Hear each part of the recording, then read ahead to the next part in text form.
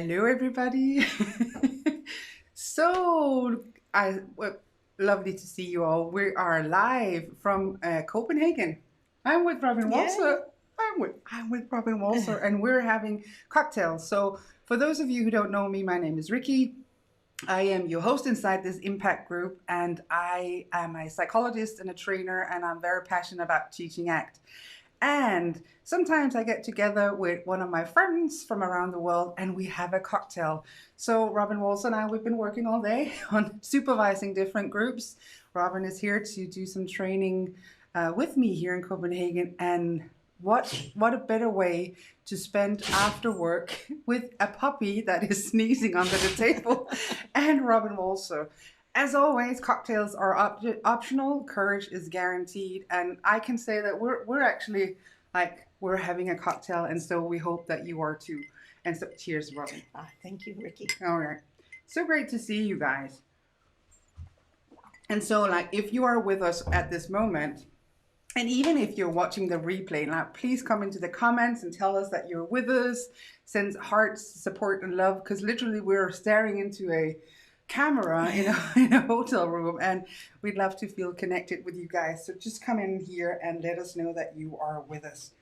All right, so let's just I'm a little distracted because here we are. I found ourselves here, and here we are.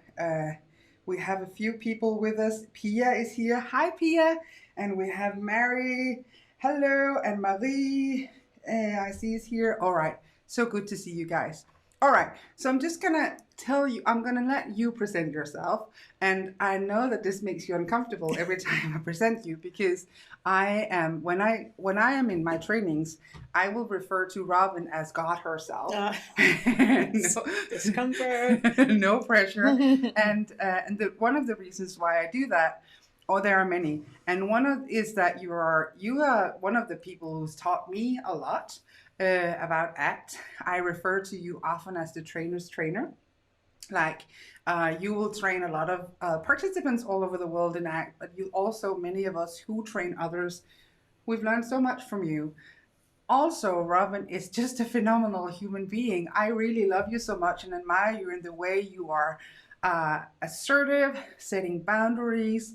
I know you're very active, working with women's issues, working with trauma, and you've done so much for people all over the world, for your clients, for your peers, and for women. And I admire that. And also, you're not afraid to share your spotlight.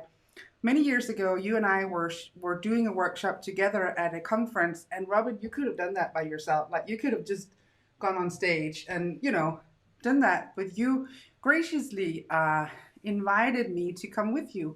And I just think that that's a beautiful gesture to share your spotlight and give somebody else a chance to do something out there. So I just wanted to publicly acknowledge that. Also, I did say that before. We often talk about Robyn as a trainer, as a brilliant psychologist, and all of that. You are a very lovely person.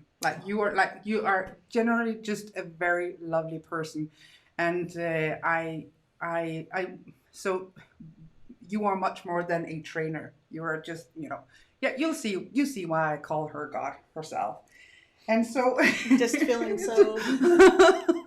And it's not the drinks. It's not the drinks. We haven't had enough yet. Yes, no, we haven't had enough yet.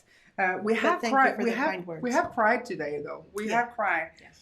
And so I just wanted to say we have Sabina here, we have Vilma here, Magdalena is here, Agatha, Melly, Michelle is here, Eva, Lotte, and Vilma is saying, Robyn, are you currently in Sweden? She's close to Sweden. We can see Sweden, but we are in Copenhagen, just by the water, in a hotel room, with a little puppy here lying right behind us. Again, we've been doing supervision and we're going to do training for a few days. And so we wanted to come in here and hang with you guys and offer you the opportunity to ask some questions. And just know that this is not a formal supervision. Like we're in a bar, literally having cocktails. But what we found ourselves doing often when we are in a bar having it sounds like we're in a bar all the time, but it does happen that we do that. But we often talk about what we're passionate about, and one of the things that we are passionate about is ACT. And so before I start asking you some of the questions, Robyn, that we've had, I wanted to tell people that there's a new. Is the book out, or is it? The book is out. The book is out. Okay, so could you just, like, I'm assuming everybody knows Robyn Walser, but should there be somebody who doesn't, would you mind introducing yourself? And then I want to talk about your book. Okay, great. So I'm Robyn Walser, and I'm a psychologist in the States. So my license is there. That's where I practice. And of course, I'm a trainer. And I've been doing acceptance and commitment therapy since 1991, which is hard to say because that was a long time ago. And you're only 29 years old. Well, I know, it's a miracle, right? Yeah. And this is what the theory and therapy that I grew up with, and for as many years as I've been doing it, I'm still head over heels in love with the intervention. I'm not bored. I don't get tired of it. It's so creative. And I really just love the work. And so happy to meet folks and to say hello. And I just want to say thank you to Rikke, who's been also storming the world. It's just really wonderful. And thanks for inviting me. And thanks for it. She's a lovely host. You all should know this. And I'm just really appreciative. I sent you a message earlier today about how much I appreciate just all that you've offered me across the years in terms of coming here to Denmark and being a part of meeting everybody that I've met here nearly. And so with few exception. So thank you. Skål. Thank you. Oh. So I can't think of a better way to spend the afternoon that with Robyn Walser and with you guys. It's just amazing that there's so many with us at the moment right now. And Robyn, so I know that, and I might have missed a few, but one of the first book that I remember, you got to help me here, is The Learning Act. Is that one of the first? The first one I wrote was Acceptance and Commitment Therapy for Post-Traumatic Stress Disorder. Oh, that was the first one. That was the first one. Yeah. So the ACT for PTSD book, and then there's The Learning Act. Learning Act, and then the one for ACT for Clergy. So I don't think very many people know about that one, but there is a book where we wrote about how you can think about spirituality and ACT from many different religions. We had 5 different religions in there, and each of them speaking about how ACT is lined up with different ideas of one's own spirituality. And then there's a moral injury self-help workbook, which just came out last year. So that's for clients who have violated their own values and want to work on recovering and moving back towards values-based living. And then I did a second edition of Learning ACT. Yes. And then I did The Heart of ACT, which was my baby, the one that I wrote by myself and sort of bore my soul in a little bit. And then I wrote a book with Manuela O'Connell on ACT for anger-related problems. Which is a self-help book too, right? It's also self-help, yeah. So you can see this is a very productive woman. And I have read all of them. So Learning ACT is kind of a Bible. I will offer that to many of my students as, mandatory reading. And The Heart of ACT, I can see why you would call that your baby. And so one of the things, before we go into that, we have a few questions here, and also know that, feel free to put questions in the comments. I will try to monitor them as we are here. Well, one of the things, when I think about you, Robyn, and when I talk about you, because I tell everybody about you, one of the things that you have taught me is to work with process more than technique, like to not get caught up in doing the bus metaphor, because you heard about the bus metaphor, but understanding why you do it and the function of it and what you're trying to accomplish. Could you talk a little bit about that? Because the heart of act is really about a lot about process. Yeah. And a lot about your heart, like your heart shines through. Okay, but does that make sense to Yeah, say that? yeah, It's, I hope it's so. such a Robyn Walser book. I just love it. Yeah. I hope so. I mean, Yeah. that was the intention. Yeah. So I do worry about what's called diffusion of innovation. Yeah. Oh, and that's the first part where you take a psychotherapy comes to life, like acceptance and commitment therapy, and then it diffuses across the world, just like a diffuser where you spray the air. Yeah. It spreads everywhere. But the problem with the diffusion of innovation is that there's also dilution of innovation. Yeah. And inside of that dilution, what you'll see happening is people get further and further away from the theory. Yeah. And they'll get invested in technique. Yeah. And they'll just use like one bus metaphor and say they're doing ACT, or they'll use one technique like holding a paper up to their face and putting it down, or something like that. And it becomes like the way to do the intervention. And so you sort of see the dilution of the therapy out in those spaces. And what I want to do is like bring people back to the process-based, integrated orientation that's grounded in functional contextualism. Maybe I have had too much to drink. Just a couple of sips of whiskey, I promise. And they get away from the theory and they're just using techniques. It's oversimplified. It's not the heart of ACT, which is, about the relationship and about functionally what's going on for the person, and using the techniques, which is fine, but using them in ways that make sense, are tied to a case conceptualization, which is tied to a theory and a philosophy. So they keep grounded in that piece. So we got to go back out and get all the folks out there who say, I'm an ACT therapist, and sort of, are you here? Are you staying with this sort of innovation, or are you, out in technique land? Yes, yeah, exactly. And so I think I remember, and correct me if I'm wrong, but one of the exercises that we might do in workshops is like the eyes on exercise, where we sit and we kind of stare at each other. And I think the function of the exercise is kind of to practice acceptance and practice exposure of something uncomfortable. Whenever I do that exercise, I broaden it and I ask people to see that the person in front of them knows suffering and all of that. So I kind of it's an expansion of the eyes on exercise. But I remember you once, many years ago, telling me that somebody did the eyes on exercise at a workshop, and then not really knowing why and how, just basically stared at their patient. And so they were like staring at each other, and neither the therapist nor the patient knew why. Yeah. Is that you who told? Yes. And so one could see that it's not enough to know the exercises. You want to know the function of the exercises, and you want to time them to the context, right? Yeah. Yeah. If you've ever been to a Robyn Walser workshop, you'll know that although I'm going to say that you can be geeky, and geeky is a sexy word in my vocabulary. Yeah, it's very like sexy. geeky. Yes, Yeah. yes. You can be geeky. Yeah.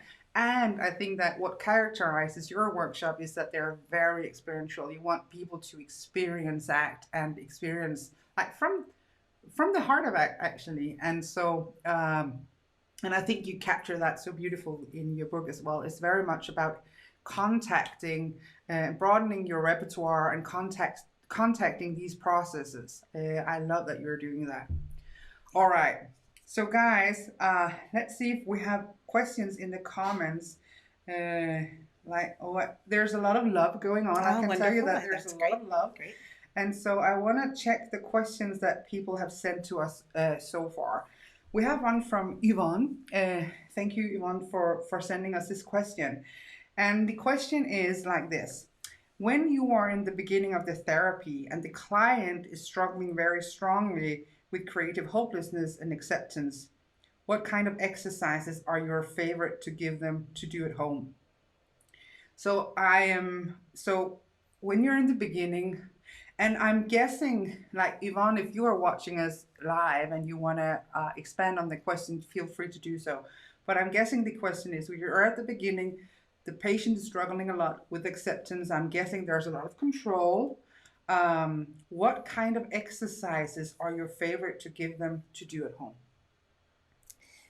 Well, before I'm going to give any exercises to do at home, Because that kind of yes, speaks into what we were just talking about. Yeah. I want to understand what's happening for the client in terms of struggling with their amount of control, right? Yeah. So creative hopelessness is a very important part of acceptance and commitment therapy. If you're doing this, if you're undermining control, you're doing creative hopelessness work. Yeah. And so what I'm curious about is how the client is getting stuck in recognizing that. And that might be something like they're trying to understand it from a cognitive level. Yeah. And maybe they haven't tapped into the ongoing, unworkable agenda of control, that it doesn't actually eliminate the experience. So I'd first be curious about where are they in that process? And are they able to discriminate between where control works and where it doesn't work, and recognize that we all do a little bit of control of our emotional experience from time to time, but it's that excessive and misapplied piece that's problematic. And so I'd want to sort of understand what's happening there a little bit more. Not that I wouldn't give an exercise. I actually do ask clients to track what's happening for them. So if they're struggling with understanding this, what I do is have them slow down and track when they get triggered into an emotional space. Their emotion is evoked, right, elicited, and what they do immediately afterwards and how workable it is. So it's a sort of a curiosity experiment. Like, let's see how this works for you and how workable it is in terms of your values. So let's say somebody has a thought that they would like to attend a social event, a party. Mm-hmm. And as soon as they have that thought, like their anxiety bumps up, and then they start drinking, and they are unable to go because they're too drunk to go to the party. Right, so we want to watch, like, what does this cost you? What's happening? But I'm not going to ask them to change anything initially. I just want them to track and notice, like, what are the consequences of your behavior? Let's see how this unfolds. And then come back again when they're in therapy and say, what did you notice? What happened? How workable were the control strategies? So that I'm not trying to convince or push that it's a discovery place where they can see how control is functioning in their lives. And then if they can see it and they can see the costs of it, I have much more room to move around and invite willingness in as an alternative. And one of the things that I, love about this work is that, well, the way I see it is actually that the process of creative hopelessness is not only the way I see it, but I think the way we see it is like, it's actually a way of doing functional analysis. It's actually a way of inviting people to think about, oh, when I am triggered, I do this, and it has this short-term and this long-term consequences. And in my trainings, I often hear people say, is it something you do only in the beginning? And it's not, right? No. You just said it, like every time you go back to undermining control, unworkable control. And I think that is important as well, that we were all about flexibility and workability. We're not asking people to never control. We're asking them to notice, when is control working for you and when is it not? And I love this, like, non-judgmental, non-persuasive way of kind of educating your client to start noticing, when is it working for you, when is it not? Yeah. You're like, so we've been doing a few workshops together on creative hopelessness, and I've like, I remember one particular event where people, like, they were not asking to get their money back, but they were like they were like pretty upset, because that's one other thing about you. You were doing creative hopelessness with the audience, so you were not teaching us how to do creative hopelessness with clients per se. you were asking us all to jump into that space and look at the places where we were ourselves controlling and where it's not working. And like, you will not back down. Like, you are like, I love that. You are so bold. You kept inviting people to, I think the question is like, what is the question you would typically ask? It's something like, how could, your answer is like, that's not it. Yeah. Could you tell people about like this thing that you would normally do with us? Oh, yeah. Well, so often what happens, because we're such mindy critters and we're often living far away from our experience. Like if you think about how much of the day you spend here Mm. versus here, you're going to find out that it's like 99.9, even for those who are working on their, mindfulness. And so people want to understand as a natural part of learning. And that's how these little critters work. It's like, help me understand this, help me figure it out, help me. But if you teach me exactly how to do it. Yes. Great. And so I want to kind of help them contact it here, not here. And of course, you have to understand it theoretically as you're, moving forward. But to get it here, like that you are a human being and you are going to experience, and being alive entails pain. There's no out for that. Of course, it entails joy too. And we know that if you aren't willing to have pain, you're going to cut off your joy. Yeah. Like, it's really a yin yang world, right? Like it is bittersweet.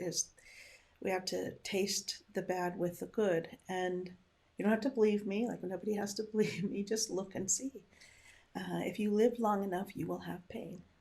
And we just want to run from it. And if we can experientially really understand that and connect to our humanness, who we are as human beings, and that feeling pain is a natural part of our experience, then we have a much better chance of letting go of control around, I'm not going to be human, I'm going to be superhuman. And that superhuman part of me is going to avoid pain. Maybe, but it probably also means you're going to avoid life. Yeah. And that is the thing, that you're not afraid to have your so I know you do this with clients, but in the context where I see you, it is with trainees, right? And you're not afraid to ask us to step in that place. And that's another thing I admire about you, is this like, is the practice what you preach approach, that you're inviting us to not only understand the model intellectually, but to step into the model and experience the model. And in creative hopelessness, what we're asking people is to give up control, the unworkable part of Right. control. And that is difficult. And that is just like, that is one of the, I think that a lot of people talk about creative hopelessness and Robyn Walser because you're just so bold and so brave in these workshops. I want to say push people, but that's not fair, because that sounds like maybe a little negative. But you're not afraid to bring people to that place where it hurts and invite them to let go of the control and embrace something else, and start turning up their life rather than living a life where they're trying to control and turn down symptoms. And I just think that that is beautiful. So if you've ever been to a Robyn Walser workshop, you'll know exactly what I'm talking about. If you haven't, you gotta go to a Robyn Walser workshop. Absolutely. Well, and we want people to control their lives, to control their behavior. Yeah. Right? So we're not inviting people to be chaotic and crazy, right? Like that's not what's happening. It's to show up to what it means to be a human being. Yes. And you can only do, I think, really good creative hopelessness work. There's lots of ways to do it, by the way, but like to help people get in contact with it. When you have compassion for their pain, and when you hold them as whole and capable. Yes. Right? Like, so when I'm working with clients, it's not like I'm taking them to that pain for pain's sake. We're headed somewhere, and it's about freedom to move forward in life in ways that are bigger and connected, and where love is present and joy and pain are present as well. So it's not like, pain for pain's sake. We're really working towards something. I remember once, many, I think it was actually it might have been one of my first workshops that I saw you. I remember that you said, I have, I have all the hope in the world for you. I don't necessarily have hope for you, the strategies that you are using. And that's what I love about, and I think doing creative hopelessness is such a compassionate process. Well, you think you should do it in a compassionate way, because to have compassion, again, as you're saying, for the struggle and for the person, and keep kind of telling the person that or showing the person that you have all the hope in the world for them, just not their strategies. And I think the process of creative hopelessness, isn't this where I find it, both in myself and the people I train, it's so hard kind of to sit on your hands. Like it's like the client has invited you, like, tell me what to do, like, tell me what to do to get away from this uncomfortable place.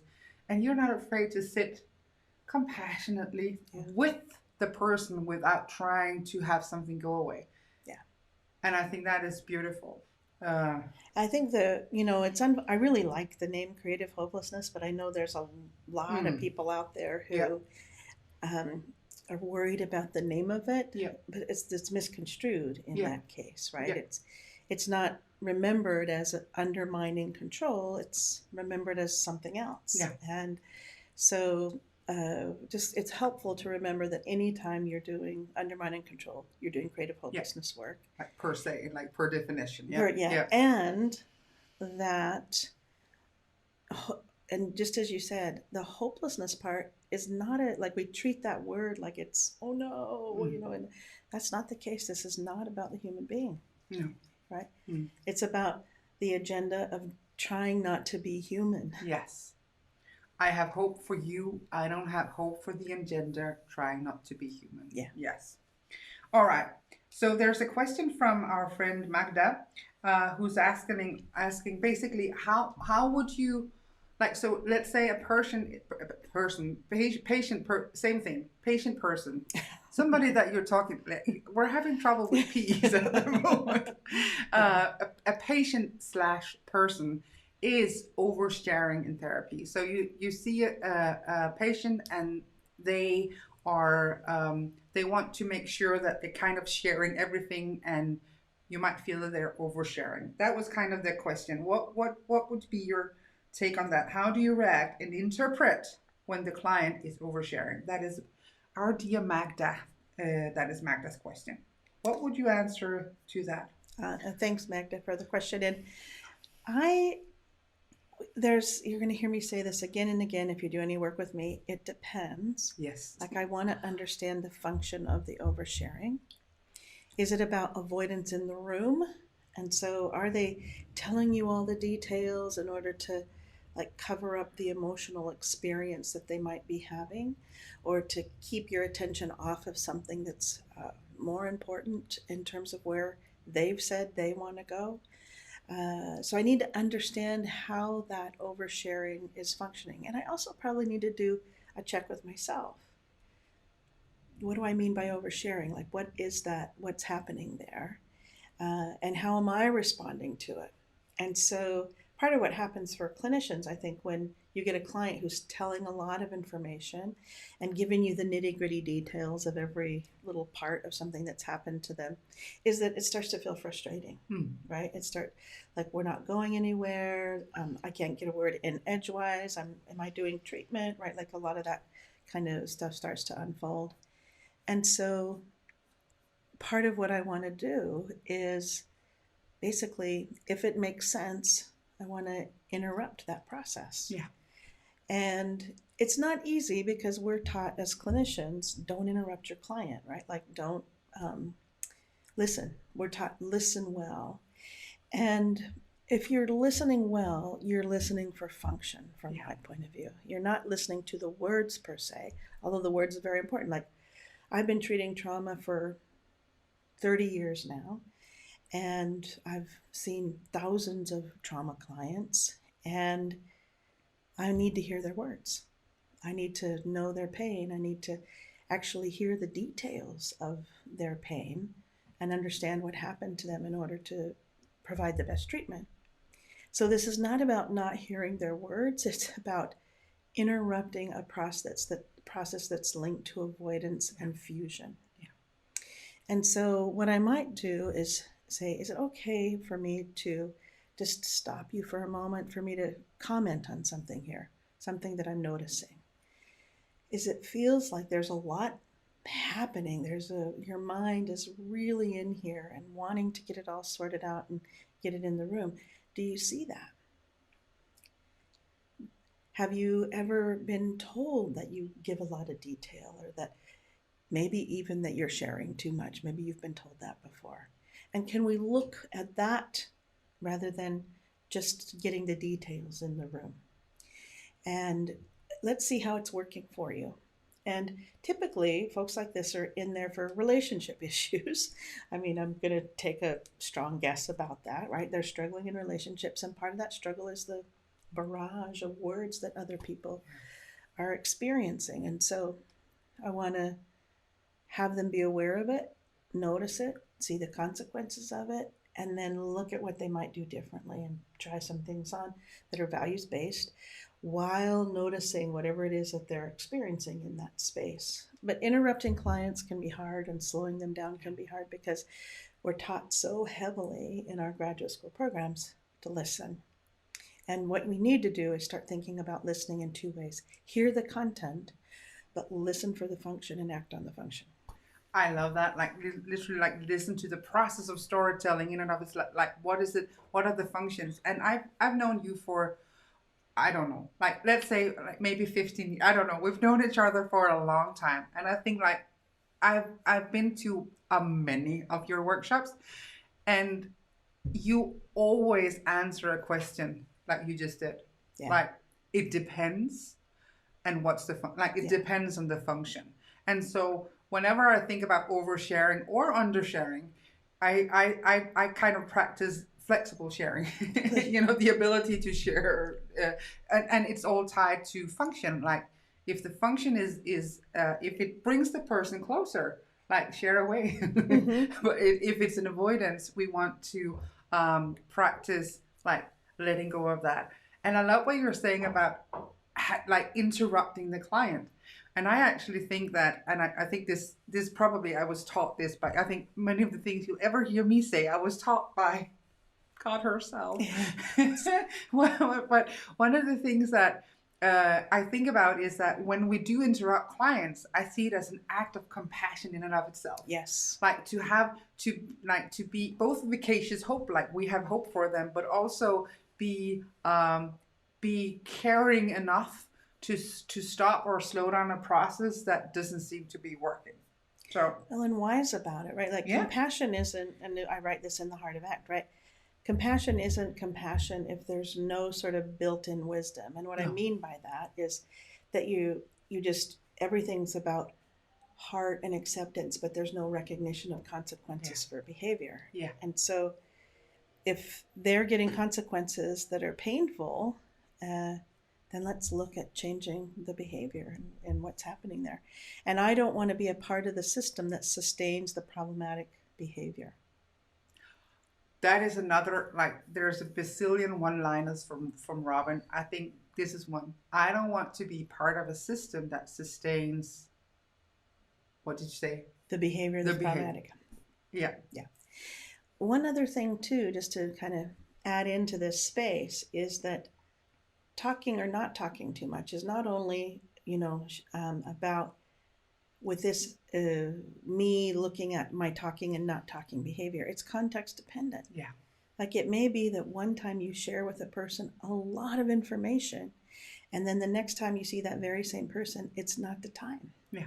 Could be that they're needing to share with you, or that they're not in a space to hear you, or that you've got other activities planned and that sharing something heavy doesn't match the activities. Yeah. Right. So what I'm hoping that we can help people do is really think about how they can adapt and vary their behavior to be context sensitive. Yeah. That's not always easy to do, because it's not easy. People, we're habitual. We have our habits, and it's not easy to sort of do that out to adaptation all the time. And it's easy to get into like this role, like we're more governed by rules and then the actual contingencies, right? We're more governed by what we should or shouldn't do rather than how it's working or not working. Yeah. Our good friend Lod is asking, can you give your perspective on the grief process in relation to the hexaflex? Ah, yeah. That's a good question. It is a great question. Yes. That's Lada? Lod. Okay. Yeah, Lod. Thank you for the question. I'm going to say it depends again. I know. So just know that I'm going to say that's what we like. It depends. So I don't think there is any clear, defined way to grieve. And we know that like the 5 stages of grief that were put out there years ago have been essentially debunked. That you don't go through stages like this, like this, like this. It just doesn't work that way. And so when people are grieving, there's moments of great grief and moments of less grief. And there's no timeline. Sometimes people grieve for very long periods of time. My mother died in 2008. I still grieve her. Yeah. My brother died in 2011. I still grieve him. And sometimes it's intense. And I'm like during COVID, I really wanted my mom to be here. Right? I've been very, very like just missing her tremendously. And to even talk about it here, it makes me feel a little bit tearful that she's not here. And I couldn't, not that I wanted her to experience COVID, but to like share with somebody that important to me, like this world-changing event. And so one of the first things I want to do when I think about this is like not set up any rules about what the grief should look like and how it should go. And then remain completely open to the rise and fall of that pain in the therapy room. And so I might be supporting and joining the client in their tears and then laughing about something that they experienced with the person that they lost just a few minutes later. And so but the key thing is like, whatever you feel, it's welcome. That grief is welcome. Now, the part where people struggle is they say things like, oh, so you just walk around in pain all the time and grief sort of takes over. And that's not what I mean in like this place of opening up to the pain. Willingness is around the hexaflex. But you are more than the pain. And you're more than this grief. That I want to get people in contact with that sense of perspective that's larger than this experience. And if you watch closely, you'll see that it changes and shifts, even when it feels really heavy in the moment. And then diffusion may or may not be needed specifically. There might be subtle types of diffusion, but it may or may not be needed specifically. Like if they're having the thought that I really miss this person, I am not going to diffuse them from that thought, no. right? Like if they're having the thought that I'll never be the same, I may not diffuse them from that thought either. But if it's something critical about themselves and maybe something like I should have been there more or I can't go on. I can't go on. Yes, perfect. Then I'm going to then I'm going to work on diffusion. So I'm going to in the moment work like I'm here with you now and I'm inviting you to be here with you now too as you experience this. And then what are your values? And the values are in the grief. Love is in the grief. And so how do we keep moving towards those? And so that's the work I'm going to do, but I'm not going to put any kind of timeline on it.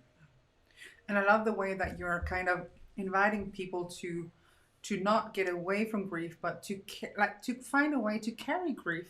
And it's always in forms and shapes. Like it will differ, as you said. Sometimes it will be intenser, and sometimes it won't. And this thing about, I love the notion about expansion. You do not want grief to be smaller, but you want to expand life around the grief and allow it to be there.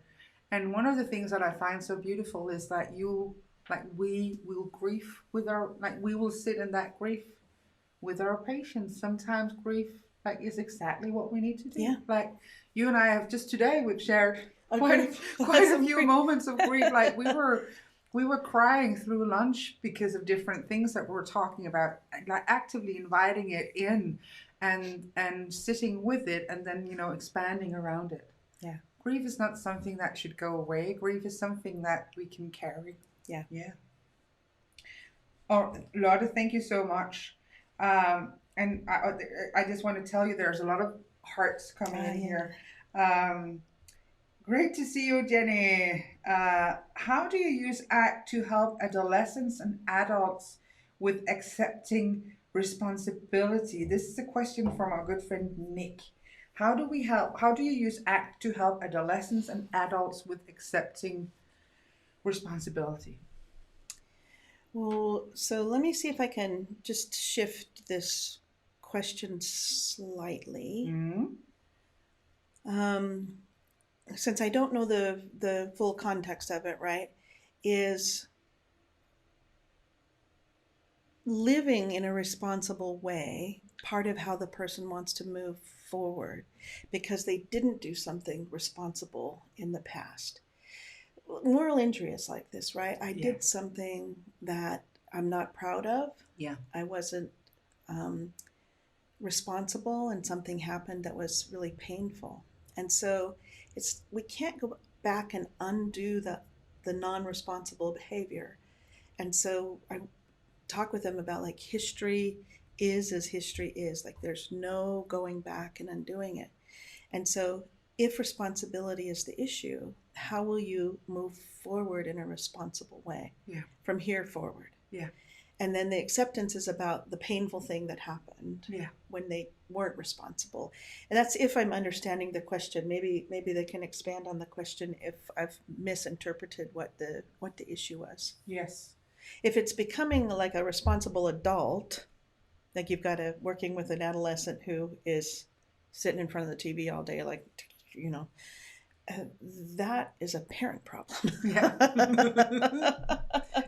That's it, where consequences need to be part of the process, and that you limit the time that they can be on it, and otherwise they're doing other things that actually are about being responsible, like doing some chores or helping around with the family and those kinds of things. And so if it's about adolescence, like that's, you model responsibility and you reinforce responsibility. Yeah. And one of the things that I like, so I love to play with words, and somewhere in the ACT literature it says like, you are always responsible, like you're always response-able, like you're always able to respond to any situation. And one of the things that I find so interesting and empowering is that like maybe something this is about responsibility in general. I'm not talking about adolescence here, but responsibility in general. Like, so let's say something happened to you. You're not responsible for maybe the trauma that happened. So if your house burned down, you're not responsible for that. However, you are like responsible to kind of rebuild your house. And if you were like injured by trauma, you are not responsible for what happened to you, but you are responsible for like building or reclaiming your life from trauma. I think and one of the things that I hear clinicians struggle with in that place is like, well, isn't that victim blaming? And no, it is not. No. Like it's more like empowering. It's empowering. Yeah. You do not have to live as a victim. No. You were victimized, and that's true, and I hold that to be true, but you do not have to live as a victim, which is what people can do when they end up like kind of staying in a place where I can't because I was traumatized. Now you absolutely want to validate and acknowledge that. Yeah. That's, you can do it and you were traumatized. Yeah. But we don't buy into the notion of I can't do it because I was traumatized. You can do it and you were traumatized. Yeah. Yeah. It can be very empowering, by the way, if you sort of head towards this responsibility, able to respond in a way that's like something can change for you. Something can be different. Yeah. And what about the perpetrator? He got away with it or something like that. Yeah. It feels like I can't recover until something happens to the other guy. The problem with that is that you can't live. Yeah. Like you can't be in a place where you can move forward. Yes. And so then who's paying? Sort of that taking the poison and waiting for the other guy to die idea. And I love that. Yeah. I love that. No, and I've seen a lot of trauma patients, and one of the things that we work a lot on is forgiveness, and not forgiveness for the sake of the perpetrator. So maybe he or she, maybe they don't deserve it, but you deserve it. Yeah. Like there's something like forgiveness is about you setting yourself free and choosing to start rebuilding your life. And talking about trauma, we have Melissa here. Okay. Hello, Melissa. Hi, Thank you for the Melissa. question. What do therapists often get wrong when working with trauma from ACT? Do you have what do therapists often get wrong when working with trauma and doing ACT? Well, there's several things. Buckle up, friend. Buckle up, Anna. One of the things that I often see happen is that folks treat clients more fragilely than they need to be. Yeah. Like they don't have the faith that their client can do the exposure work that's needed to be done. And actually, clients are quite resilient and can do the work. They may need a lot of safety and stabilization work up front, where you're teaching them mindfulness or you're teaching them how to ground and those kinds of things. But clinicians are afraid of the exposure work, for one, with trauma. And then sometimes we'll sort of kid glove. This is related, but kind of kid glove clients who've had a trauma. And I think there's very few moments when you actually need to do that. If you're coming from an open and compassionate place, they're going to know that you're there and that you're there to help them, and that you're a safe person, and you can, demonstrate that by your presence and your modeling and that kind of thing. And so I think that probably fear of exposure and treating the client as if they can't handle things might be two. There's probably a couple of others when it comes to trauma, like afraid of talking about the trauma, which happens on the clinician's part. Or, afraid of re-traumatizing. I hear that. Isn't that going to re-traumatize the client? And the answer to that is talking about the trauma doesn't re-traumatize the client if you know what you're doing, right? And so you want to understand trauma and that kind of thing. I'm a little bit iffy on the word re-traumatize anyway. Like, what exactly does that mean? Because I think it's a fused place, I suspect. And so that clinicians can get into, they can get into a fused space around, I'm going to re-traumatize the client. And I want to understand what clinicians mean when they say that. And I think I'm fearful that they'll experience the trauma again. Well, they're not experiencing the trauma again. They're remembering a trauma when you're inviting them to do it. And they might be feeling it in their body and experiencing bodily sensations. Or they might be dizzy, those kinds of things when they're experiencing it. But it's not a re-traumatization. The trauma is not happening again. No. They're contacting it with their inner psychological environment. And so I think clinicians get a little afraid about that. But if you're grounded, you're modeling openness and acceptance, you're there, then even if the client gets scared or dissociates, you can bring them right back into the room, get their feet on the ground, get them settled, and wait before you do the exposure again for another time. And I think this is where it's so important that we put ourselves in the position as being the vicacious hope. Again, we talked about that earlier. I have hope for you, not your strategies per se, but if you put yourself in the position where you are absolutely, I want to straighten my back. I don't know how, but it's literally, I think it's as a metaphor. I will straighten my back when I do exposure, and I will kind of let the person know that you can hold this. You don't think you can do it. I know you can do it, and I will hold you with hope and all of that. So I think that being willing to do exposure as a therapist is, I think, will help you tremendously. To sit in that space where it's so some of my clients, I would one particular, I had to put this person on Monday afternoon because I had a 2-hour commute home. I would cry all the way home in the car. This person just went straight to my heart. And afterwards, the person thanked me that not first, I was never backing down. I was leaning into the trauma. And I think like you can lean in and your heart is breaking and your heart is beating and you are like, you're crying and all of that, but you're not afraid to invite them to contact the psychological and physiological events. You're not doing that. You're not contacting the trauma. You're contacting the experience of the trauma, and I think that's so important. I love that you say that. Yeah. All right. There's so many comments here. I like the idea not trying to fix, but rather inviting people to notice. Yes. And then there's one, Anna says, sinnesrobyn, which is, I don't know what it's called, but I think it's part of the 12-step program. Like, give me the strength to accept what I cannot change. What is it called in English? It's the Serenity Prayer. The Serenity Prayer, yeah. Prayer. One is talking about this.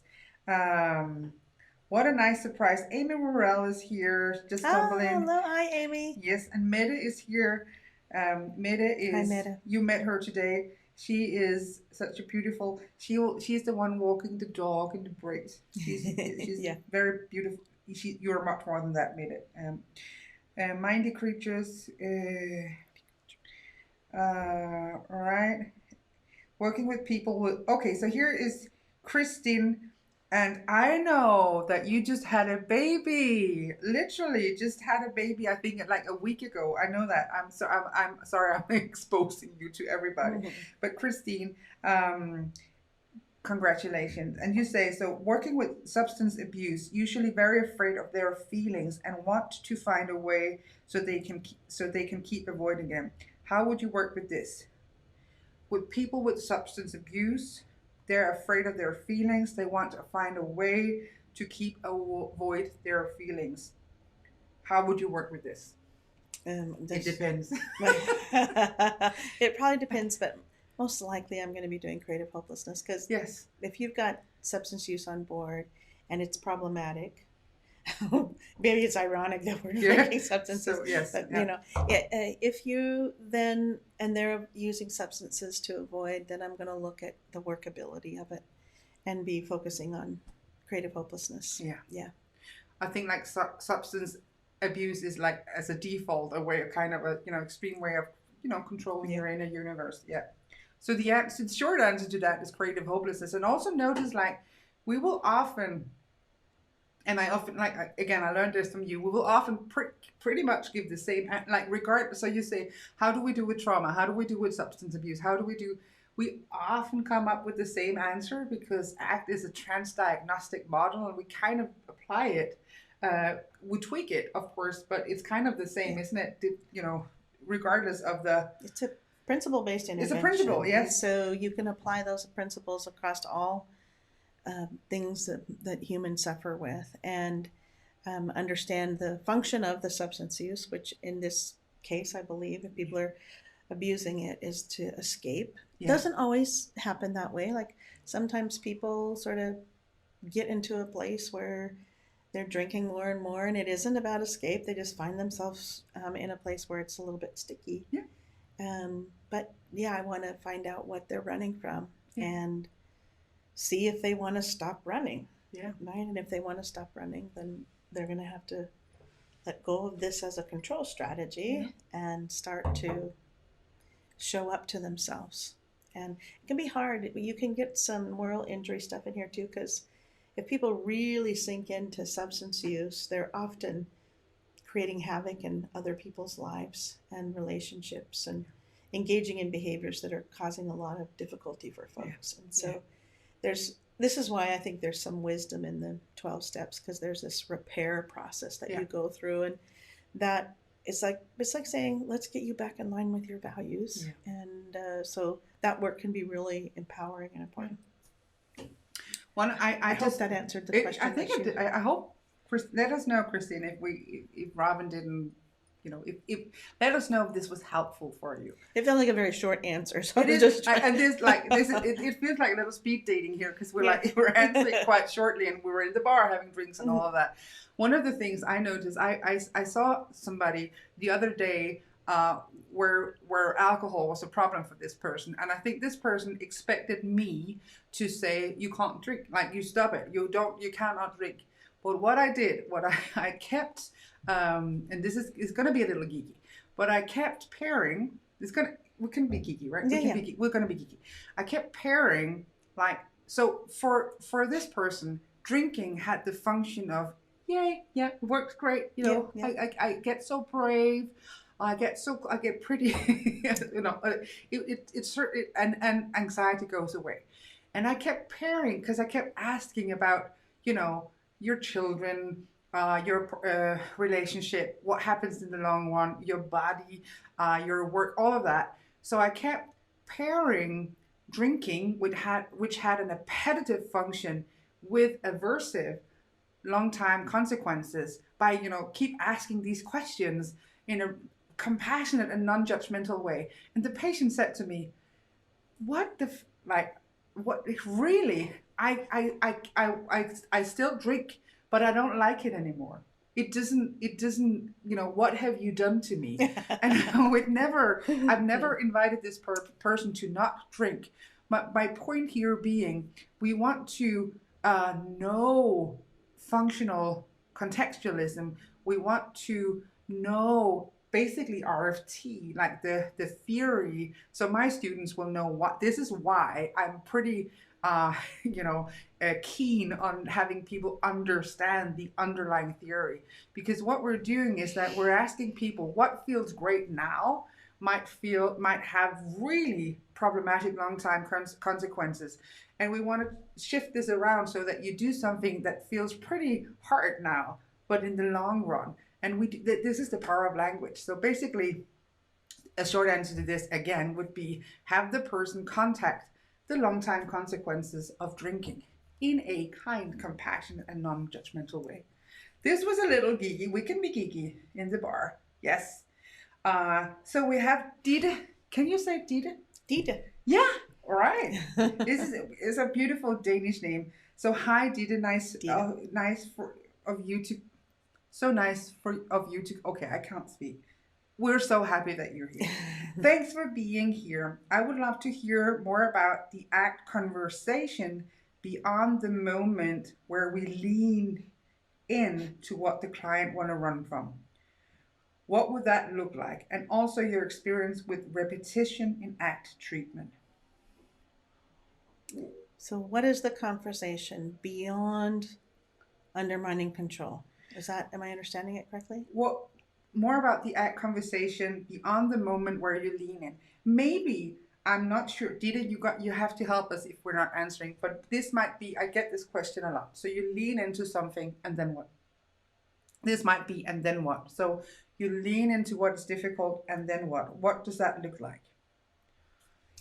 Well, it can look a number of different ways, but if I'm leaning into an experience with the client, that process of leaning in is about awareness and curiosity and noticing what you're experiencing and what's happening, and looking to see if what you're experiencing in that moment, in that lean in, is helping you or hurting you. Yeah. And if it's helping you, then let's talk about how to expand it and make it richer. If it's hurting you, let's talk about how you need to pivot and move towards other behaviors that are going to be useful. So the lean in is in the service of, typically, we're coming back to creative hopelessness again, but you lean in to sort of say, like, what's happening here? And is this what you want? And if not, then where do we go? Mm-hmm. And where you go, of course, is guided by values and what else they want to do and the meaning they want to create in their life on a daily basis. Like, okay, how do you want to live each day? Yeah.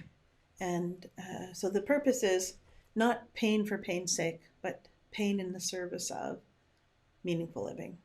And I don't know if that answered Dita's question, but we can find out. We'll find out. And so just know that it's kind of time for us to wrap out in a minute. And so we will go through maybe not tonight, right now, but we will go through the comments and we will, you'll be busy training, but I will make sure to come back in here and answer more questions in the Facebook lives that I do.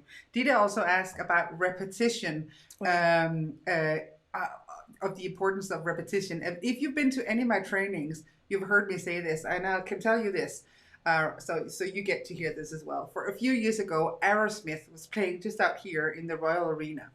And I was like, I was ready to rock, Robyn. I was wearing my leather pants and, everything was there. And I was so close that I could see his I was like ready to rock and roll. And so the band came in and they started playing, and they played music that I had never heard before. And I was like, what? And while I could dance, I could not sing along. And the reason why I keep telling this is that you want to see yourselves as little act rock stars with a relatively short set list of, creative hopelessness, acceptance diffusion, etc., where you keep repeating yourself. Because if you think like every session you have to come with a new metaphor, a new exercise, a new way of explaining it, the client won't be able to sing along. And basically what we want to do is educate our clients to be little behavior analysts that constantly kind of tracks and their behavior and notices, is this working for me or is it not working for me? And if you keep going, I have to innovate and be creative and do new stuff, they won't be able to sing along. So our invitation for you is to see yourself as a little act rock star that keeps repeating. Because the reason why the rest of the concert I could sing along was because I had heard that song a bazillion times. So you didn't get to answer that, but I would just like to answer, we want to repeat. Repetition is the mother of learning. Do you agree, Robyn Walser? I do agree. And if you find that you're having to tell your client new stuff each time, then probably the client's not with you. Yeah, exactly. Right? They're not. If you're trying to explain something from different angles over and over again, they're not with you in what the work is that you're doing. Maybe they still have a different agenda, right? Like their agenda is to get rid of their anxiety, so they're sort of half hearing and agreeing, and then they're butting in their head. B-U-T, butting. Right? Yeah, they're doing their butts. Yes, and so, I think repetition can be incredibly useful. Yeah. All right. And so we're at the end of our Cocktails and Courageous Conversations. We're going to close the bar down. I know there were more questions, and we do appreciate that. And just know that me and Robyn will be here all week. We will go in, we'll read the comments, and I will make sure to come back with you and answer the things that I can answer. And then, in the comments, even if, regardless if you're watching us right now or you're watching the replay, I would love to show Robyn Walser the love we have in this group. So make sure to send the love in the comments. Robyn is, you're far away from your precious dogs and in a foreign country and a jet lagged and working hard. It's so beautiful to have this wonderful community send the love. So please, join me in sharing the love for Robyn. And we thank you so much for joining us. We're going to close up the bar, drink out our cocktail, and go snuggle with our puppy. Yes. All right. So thanks, bye, everybody. Thank you for coming. Thank you for joining us. I'm just going to lean in here and close the bar. Love you. Bye. Bye, everyone.